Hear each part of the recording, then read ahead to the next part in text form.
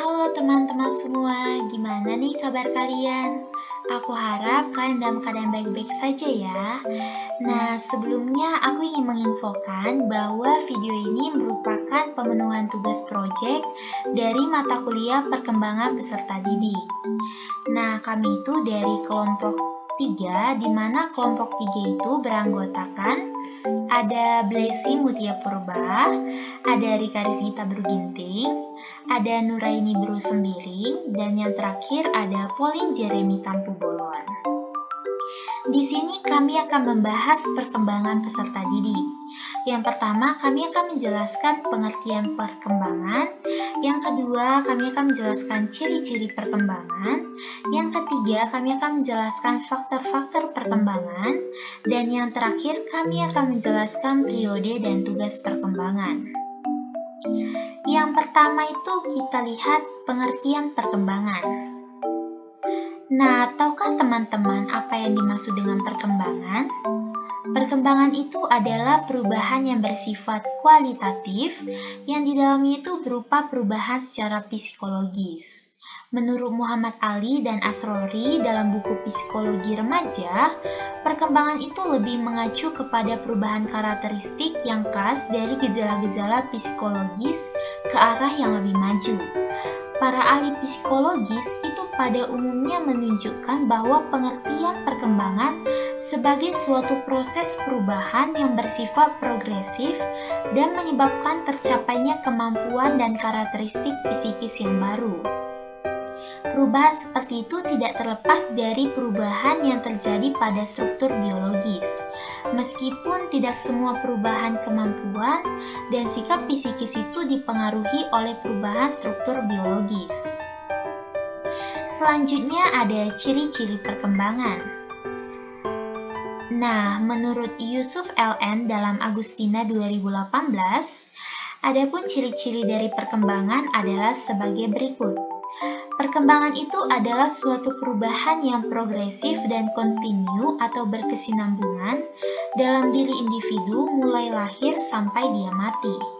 Pengertian lainnya yaitu perubahan-perubahan yang dialami individu atau organisme menuju tingkat kedewasaannya yang berlangsung secara sistematis, progresif, menyangkut fisik maupun psikis secara berkesinambungan.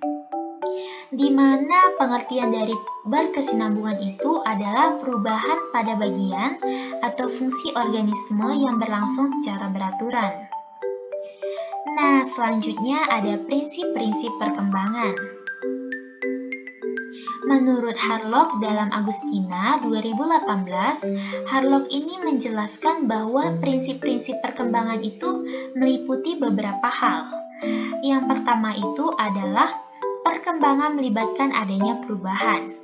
Perkembangan selalu ditandai dengan adanya perubahan yang bersifat progresif yang bertujuan agar manusia dapat menyesuaikan diri dengan tuntutan lingkungan dengan cara realisasi diri dan pencapaian kemampuan genetik. Karena pertumbuhan dan perkembangan itu merupakan istilah yang tidak dapat dipisahkan. Oleh karena itu, perubahan dalam arti perkembangan termasuk perubahan dalam ukuran baik itu tinggi, berat badan, memori, penalar, dan sebagainya. Perubahan terjadi dalam proporsi, baik dalam bentuk tubuh maupun kemampuan. Perubahan juga meliputi hilangnya ciri lama dan mendapatkan ciri baru. Selanjutnya ada perkembangan awal lebih kritis dari perkembangan selanjutnya. Perkembangan merupakan proses kontinum. Oleh karena itu, kesalahan ataupun gangguan pada perkembangan awal akan terus mempengaruhi perkembangan-perkembangan berikutnya. Sikap, kebiasaan, pola perilaku yang dibentuk pada tahun-tahun pertama akan menentukan seberapa jauh nih seorang individu dapat menyesuaikan diri dalam kehidupan pada tahap-tahap selanjutnya.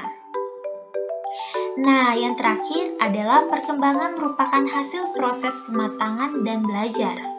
Dalam kehidupan, sering sekali sulit membedakan perubahan yang merupakan hasil belajar dengan perubahan karena kematangan.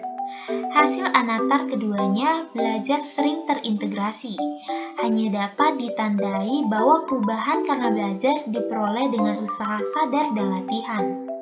Dengan demikian, perkembangan tidak hanya dapat dilihat dari aspek fisiknya saja, melainkan dapat pula dilihat dan dipahami dalam aspek psikis. Karena pada hakikatnya, perkembangan anak ini berjalan seiring dengan perkembangan aspek fisik dan psikis, sehingga para orang tua dan tenaga pendidik dapat memahami karakteristik anak-anak serta dapat memaksimalkan potensi anak-anak sejak dini. Nah, selanjutnya ada faktor-faktor yang mempengaruhi perkembangan. Faktor-faktor yang mempengaruhi perkembangan itu terdiri dari dua faktor, yaitu faktor internal dan faktor eksternal. Faktor internal itu adalah faktor keturunan, bakat yang dimiliki dan proses pematangan fungsi kognitif. Sedangkan faktor eksternal adalah lingkungan sekitarnya dan proses belajar peserta didik. Menurut ahli psikologi, perkembangan seseorang itu dipengaruhi oleh faktor keturunan atau pembawaan dan faktor lingkungan ataupun pengalaman. Aliran nativisme menyatakan bahwa seorang individu akan menjadi pribadi sebagaimana adanya yang telah ditentukan oleh pembawaan dan sifatnya yang dibawa sejak ia dilahirkan. Sementara itu, aliran empirisme mengatakan sebaliknya, bahwa seorang individu diibaratkan sebagai kertas yang masih putih dan bersih atau sering kita sebut sebagai tabula rasa. Ia itu akan menjadi pribadi yang khas dan unik. Aliran empirisme menyatakan bahwa kedua faktor ini, yaitu pembawaan dan pengalaman, secara terpadu memberikan pengaruh terhadap kehidupan seseorang merupakan aliran konvergensi. Selanjutnya ada periode dan tugas perkembangan. Nah, menurut Sandrock dalam Agustina 2018, periode perkembangan itu terdiri atas 3 periode, yaitu anak atau childhood, remaja atau adolescent, dan dewasa atau adulthood. Dari ketiga periode ini yaitu periode anak sebelum kelahiran atau pranatal, masa bayi atau infansi, masa awal anak-anak atau early childhood, masa pertengahan dan akhir anak-anak atau middle and late childhood, periode remaja atau adolescent, dan periode dewasa. Masa awal dewasa atau early adulthood, masa pertengahan dewasa atau middle adulthood, dan masa akhir dewasa atau late adulthood.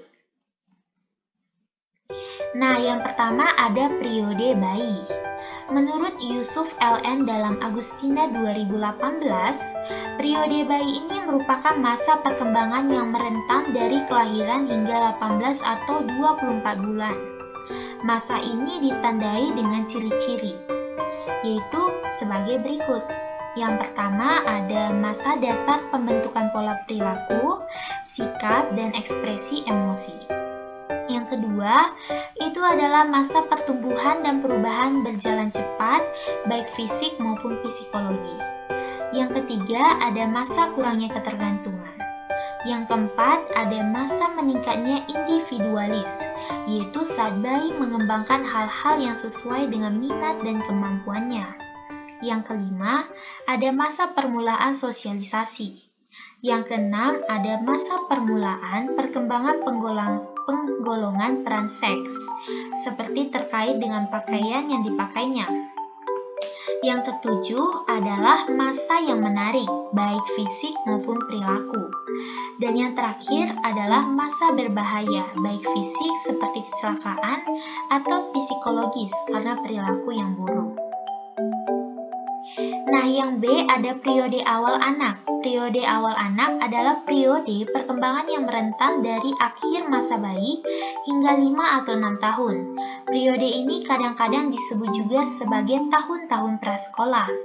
Yang C ada periode pertengahan dan akhir anak. Periode ini adalah masa perkembangan yang terentang dari usia 6 hingga 10 atau 11 tahun. Masa ini sering disebut sebagai masa sekolah dasar. Yang D ada periode remaja. Periode remaja adalah masa transisi antara masa anak dan masa dewasa, rentan dari usia sekitar 12 sampai 13 tahun, sampai usia 9 atau 20 tahun, yang ditandai dengan perubahan dalam aspek biologis, kognitif, sosial, emosional. Yang menjadi tugas kunci remaja adalah persiapan menghadapi masa dewasa. Yang E, periode dewasa. Dewasa adalah periode perkembangan yang bermula pada akhir usia belasan tahun atau awal usia 20 tahunan dan berakhir pada usia 30 tahunan. Ini adalah masa pembentukan kemandirian pribadi dan ekonomi, masa perkembangan karir, dan bagi banyak orang, masa pemilihan pasangan, belajar hidup dengan seseorang secara akrab, memulai keluarga, dan mengasuh anak-anak mereka. Periode ini merupakan saat peningkatan minat untuk menanamkan nilai-nilai ke generasi berikutnya, meningkatkan refleksi tentang makna kehidupan, dan meningkatkan perhatian pada tubuhnya sendiri. Sementara akhir dewasa adalah terentang dari usia 60 atau 70 tahun sampai ia mati. Periode ini merupakan saat penyesuaian diri terhadap melemahnya kekuatan dan kesehatan fisik, masa pensiun, dan berkurangnya penghasilan. Oke teman-teman, thank you for your attention. Don't forget to like, comment, and subscribe. See you on the next video. Bye-bye.